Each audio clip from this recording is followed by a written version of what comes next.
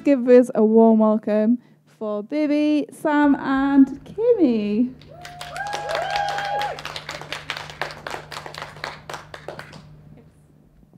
Thank you very much, and thank you for being here. Thanks, Bibi. So yeah, today we're gonna learn how to make wildflower seed paper, which is really cool, because it's not only a nice message you can give to your friends and family, but you can also grow lovely wildflowers from it. So that's why you're gonna be kind, grow wild, spread the kindness, and spread the flowers. So they're basically a great gift for like any occasion. You can use them for birthday cards or just like a nice have a great day to your neighbours. I'm sure they will love it. And then you can grow lovely flowers in your garden. Yes, and with these flowers in your garden, it's not only a nice picture to look at from your window, but it's also just really nice for the pollinators in the country. Because unfortunately, the pollinators have really declined over the last decades. And that's due to the decrease in biodiversity. So you've probably noticed before, there's like less biodiverse fields around the country. And because of that, like less diversity in flowers and crops. There's a less diverse species of bees and pollinators around it. One of them is the honeybee. You all know them, you all love them, because they make our honey for like thousands of years. And they're really crucial for that as well. But unfortunately, because of the lack of flowers, there are less honeybees. But the good thing about the honeybee is that it's really versatile. So the honeybee is actually not the worst. It's not the bee that has suffered the most from the lack of biodiversity. That's one of the other ones.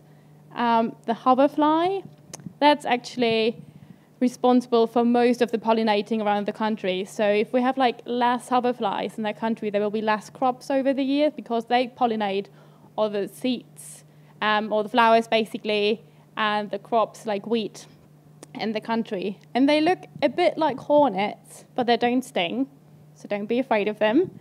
And they're quite cute actually. They have like, there's more orangey color you can see, and they're brown on the back. They're a bit bigger than honeybees, but very useful. And another one you might know or not is the large shaggy bee. I really love that one. It's really cute. It looks a bit like it has fallen like a pot of yellow glitter when it's like after it has pollinated some flowers. So they're really cute bees, and they live mostly in the southwest of England, so you might have come across them before. Unfortunately, because of a decrease in biodiversity, like more than half of the shaggy bees in the country have died because of that. And that's quite sad because they're also responsible for loads of pollinating in the country. So we're going to try to make it a bit better place for them today. And why? Because we're going to show you how to make wildflower seed cards, and you can, share the kindness not only with your friends and family, but also with the bees in the way that you share flowers with them. So I've got Sammy with me here to help me make this awesome paper. And basically, I'm going to show you like from flower examples first you can make from these. So there's some dandelion, corn cockle. They're all local flowers you can just easily plant in your garden, maybe even like in some spots in the park. And just, poppy, chamomile, campion. You will find some cards on your table, and there's like a wide variety of them. So maybe your garden will look similar to that one in a while. Yes. So let's start with the paper. I introduce you, Sammy. Thanks for being here with me. You're welcome. Okay. So we've got everything we need. It's literally the easiest thing you can do. It's a fun craft DIY project you can do like with your friends, family, and even children love it because it's just a quite messy activity, to be honest, and everyone loves to get involved in this mushy paper thing you can make, and it's lovely in the end. So first of all, what do you have here? Got some shredded paper. Some shredded paper. Yeah. Stole this from my office, so don't have to waste it.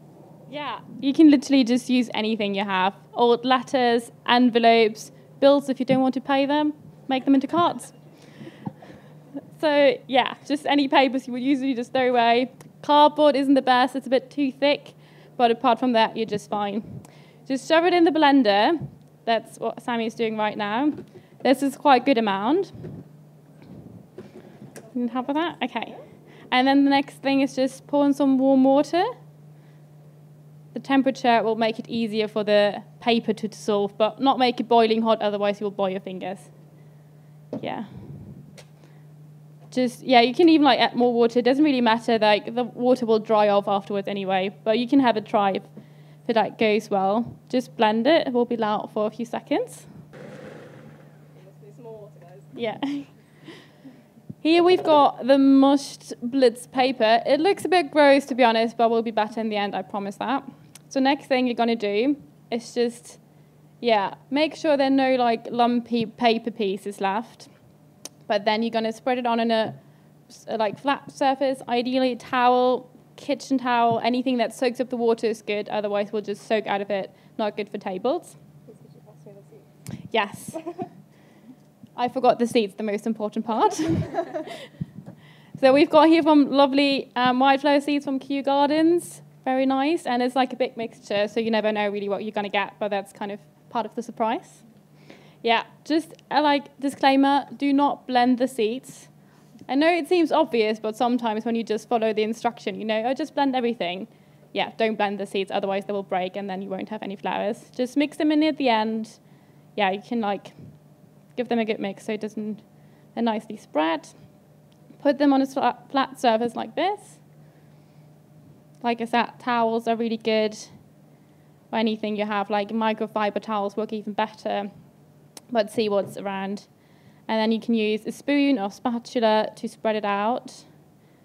Try to make it as thin as possible. The thinner it is, the quicker it dries.